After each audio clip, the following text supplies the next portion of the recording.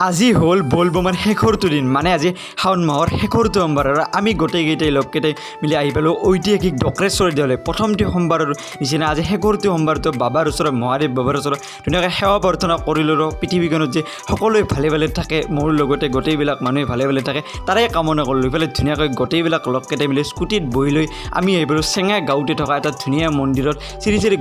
গৰখীয়া গোসাঁই থান আৰু এইফালে ধুনীয়াকৈ থানখন আহি পালোঁ বাহিৰৰ পৰা চাওকচোন কি ধুনীয়া দৃশ্য থানখনৰ ভিতৰত এইফালে ধুনীয়াকৈ সোমাই যাওঁ ৰ'ব এইফালে সোমাই আহিকে ধুনীয়াকৈ টিলিঙা চিলিঙা বজাই ধূপ চুপ জ্বলাই ধুনীয়াকৈ বাবাৰ ওচৰত মহাদেৱ বাবাৰ ওচৰত সেৱা চেৱা কৰি ল'লোঁ আৰু ইয়াত আচৰিত কথাটো হ'ল যে ইয়াত সকলো ভগৱান বাবাৰে মন্দিৰ আছে ইয়াত গণেশৰ মন্দিৰ আছে গণেশ বাবাৰ মন্দিৰ আছে ইয়াত হনুমান বাবাৰ মন্দিৰ আছে লক্ষ্মী মাৰ মন্দিৰ আছে মানে সকলোৰে ধুনীয়াকৈ সৰু সৰু এটা এটাকৈ মন্দিৰ আছে আৰু ইফালে ধুনীয়াকৈ ইয়াতে গোটেইবিলাক মন্দিৰ দৰ্শন কৰি আমি আহিলোঁ বহৰীত থকা আমাৰ গাঁৱতে থকা শিৱশ্ৰমত ধুনীয়াকৈ সেৱা প্ৰাৰ্থনা কৰিলোঁ আৰু আজিৰ মিলকটি ইমানেই আছিল।